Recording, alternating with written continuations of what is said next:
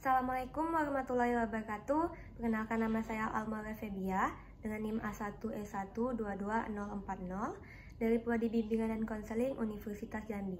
Tujuan saya membuat video ini adalah untuk memenuhi tugas ujian tengah semester mata kuliah evaluasi dan diagnosis kesulitan belajar. Di sini saya memiliki objek anak laki-laki yang duduk di kelas 2 SD dengan inisial A. Di sini dugaan kesulitan belajar anak ini saya dapat dari hasil wawancara terhadap anak dan orang tua anak, yaitu anak memiliki disleksia kesulitan belajar.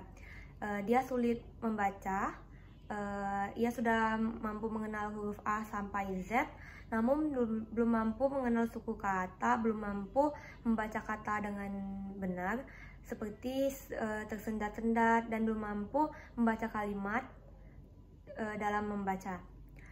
Kemudian dalam menulis, anak telah mampu menulis kata dengan baik, namun karena ia kesulitan membaca, maka ia belum mampu menulis dengan baik. Kemudian saya mengumpulkan gejala-gejala dari anak, yaitu sering salah saat mengucapkan kata saat membaca. Saat membaca, suara anak itu pelan, dan anak selalu menghindari saat ada kegiatan yang berhubungan membaca, dia menghindar. Lalu penanganan yang telah dilakukan dari hasil wawancara pada sang ibu, penanganan yang diberikan pada sang anak yaitu memberi latihan membaca setiap hari. Namun anak tidak ingin selalu mengikutinya setiap hari. Terkadang ibunya juga memberikan bacaan sebelum tidur dan tontonan kartun saat membaca agar anak bisa terbiasa mendengar. Upaya yang dilakukan dari pihak guru anak adalah dengan cara melatih bacaan anak dan memberikan tugas menulis kata atau mempraktikkan membaca bersama di sekolah. Lalu dari aspek perkembangannya, ditinjau dari kesulitan belajar berhubungan dengan perkembangan, terkait perkembangan sang anak, emosional pada anak, yaitu anak sulit dikontrol karena sering tantrum saat belajar dan menolak saat belajar membaca. Emosi anak ini sering meledak saat orang tua mengajak anak untuk membaca. Faktor ini terjadi karena pola asuh orang tua yang permisif membuat anak bebas dan tidak mau dikekang, disuruh-suruh. Jadi anak selalu menunjukkan sikap sesuka hatinya. Lalu pada akademik anak, ditinjau dari kesulitan akademiknya, diketahui anak itu sulit membaca kata yang telah dirangkai. Misalnya anak sudah mengeja b, u, bu, k, u, ku, tapi tidak bisa merangkai kata-katanya menjadi buku. Anak itu sering sekali salah saat mengeja kata yang ia ucap. Lalu anak ini memiliki karakteristik membaca yang seperti ia mengubah katanya dengan kata-kata yang familiar. Misalnya kata selalu dibaca dengan kata selaku. Ia dapat mengucapkan kata itu dengan benar, namun ia membutuhkan waktu yang lama karena anak kerap membacanya dalam hati. Lalu ditinjau dari dalam diri anak itu tidak memiliki tidak berfungsian otak, dan pada kesulitan belajar anak ini tergolong dalam tingkat awal atau ringan. Anak ini memiliki kesulitan belajar verbal, yaitu ketidakmampuan dan kegangguan belajar verbal mencakup dalam disleksia. Model berbasis neurologis mengelilingi perkembangan berbasis otak yang belum matang yang menyebabkan gangguan kemampuan kognitif. Akibatnya kemampuan pemahaman membaca anak ini kurang. Lalu ada gangguan dan fungsi memori visualnya terganggu menyebabkan kecepatan persepsi lambat dan scanning huruf. Yang menjadi dugaan kuat di dalam kesulitan belajar ini adalah kesulitan membaca anak. Tingkat kesulitannya tergolong cukup rendah karena anak masih berada duduk di kelas 3 SD. Pada anak tidak ada gangguan somatogen pada diri anak dan dari hasil pengamatan pada anak. Menurut hasil observasi bahwa orang tua tidak memiliki kematangan dalam memberikan tugas perkembangannya pada anaknya. Orang tua terlalu memanjakan anak dan kerap kali anak jenuh dan orang tua tidak mencari cara agar anak tetap ingin melakukan pembelajaran. Anak juga tidak mengidap gangguan stres sehingga menyebabkan lambatnya dari sang anak. Akan tetapi kurangnya latihan dan membentuk masa otot dini dan riwayat penyakit anak yang mudah letih ia menyebabkan proses belajar anak terhambat, akan tetapi tidak ditemukannya penurunan yang terhambat. Tidak ada gangguan karakter pati dan prokrastinasi pada anak. Secara pengamatan, anaknya tidak diberikan stimulus yang baik dari orang tua dan gurunya sehingga anak mengalami hambatan yang ditinjau dari hasil belajar sang anak. Anak memiliki temperamen yang tinggi dan suka mengamuk jika dipaksa belajar. Anak akan menangis jika ia jenuh belajar, walaupun metode belajar yang diberikan sudah bagus, namun anak kerap malas belajar. Lalu ditinjau dari lingkungan sang anak memiliki hambatan karena terpengaruhnya dari lingkungan keluarga sendiri yang menghambat tugas perkembangannya, karena keterlambatan orang tua yang kurang paham terkait dari tugas perkembangan sang anak. Karena orang tua juga terlalu memanjakan dan terlalu menuruti apa kehendak anak yang membuat anak belajar dengan sekuat hati.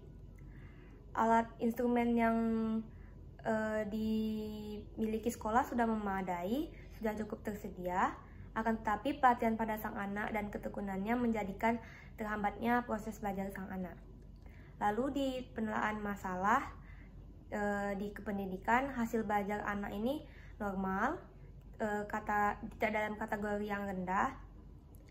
Lalu perbandingan anak dengan teman sekelasnya cenderung lebih rendah dibanding anak lainnya karena anak memiliki keterlambatan membaca yang membuat anak kurang memahami pelajaran. Berkaitan dengan kemampuan yang anak capai, anak memiliki kemampuan dalam bidang studi olahraga yang cukup tinggi, sedangkan dalam belajar studi seni ia memiliki studi yang rendah. Kemudian dari hasil penelitian secara observasi, anak memiliki tingkat kemampuan fisik motor yang baik, anak memiliki tingkat tanggapan yang baik pada pembelajaran olahraga.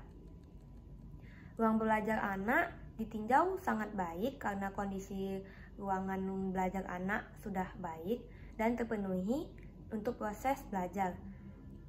Lalu tempat belajar juga cukup tenang, jauh dari jalan raya dan tempat yang ramai.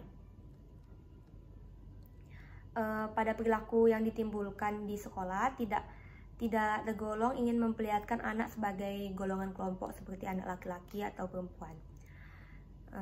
Sarana belajar di sekolah juga sangat cukup untuk membantunya dalam proses belajar di sekolah. Lalu ditinjau dari psikologis, tingkat kecerdasan anak secara kinestik, anak memiliki keseimbangan ketangkasan, kelincahan yang baik. Bakat khusus yang dimiliki anak ini dalam pembelajaran olahraga dapat berlari kencang dibandingkan dengan teman-temannya. Pada bidang studi yang membutuhkan kekuatan fisik, anak mencapai klimaks yang tinggi dibandingkan dengan di luar fisik. Anak juga memiliki tingkat kepercayaan diri yang baik, memiliki tingkat sosial yang baik, membuat anak memiliki teman yang banyak, membuat proses pembelajaran anak tidak terganggu. Lalu ditinjau dari fisik dan kesehatan, semua indera anak dalam kondisi yang baik dan berfungsi secara baik. Sumber gizi anak, pemenuhan gizi anak juga yang diberikan sudah baik. Tidak ada gangguan seperti prematur atau menggunakan alat-alat tanggo overloading pada anak ketika lahir, dan anak tidak memiliki penyakit kronis. Lalu ditinjau dari fungsi sosialnya, karakteristik orang tua yang keduanya adalah seorang pekerja untuk memenuhi kebutuhan ekonomi dari keluarga sudah memberikan pendidikan anak secara baik. Akan tetapi dilihat dari pola asuh orang tua yang permisif mempengaruhi pola belajar anak. Hubungan orang tua dan anaknya terpengaruhi karena orang tua anak memiliki kebudayaan yang tergolong modern masa kini yang bergaya bebas, membuat terpengaruhnya bentuk pola persepsi orang tua dalam menyekolahkan anaknya dan gaya mendidik anak. Nah, dapat disimpulkan yang menjadi dugaan kuat dalam diagnosis kesulitan belajar ini adalah anak mengalami disleksia, kesulitan belajar membaca. Anak kesulitan dalam mengambil struktur kalimat yang membuat anak belum mampu merangkai kata yang sudah dieja dan anak pun kerap mengganti kata yang menurut dia terlihat sama seperti selalu menjadi selaku. Menurut hasil observasi bahwa orang tua yang tidak memiliki kematangan dan memberikan tugas perkembangan pada anaknya, karena orang tua memiliki pola asuh primitif yang membuat anak sering berbuat suka hati dan tidak mau belajar. Lalu dapat terjadi juga karena anak yang memiliki karakteristik yang suka tantrum saat pembelajaran akan diberikan, membuat proses pembelajaran pada anak itu terganggu. Hal ini juga dilihat pada orang tua yang tidak memiliki kemampuan dalam mendidik anak, yang membuat anak memiliki karakteristik tidak bagus. Dapat disimpulkan, lingkungan keluarga lah yang berperan besar dalam menghambat perkembangannya, baik dalam hal pemahaman orang tua, pola asuh, dan kurangnya pelatihan yang diberikan kepada anak. Baiklah, itu saja yang dapat saya berikan dalam observasi diagnosis kesulitan membaca pada anak. Saya ucapkan terima kasih. Wassalamualaikum warahmatullahi wabarakatuh.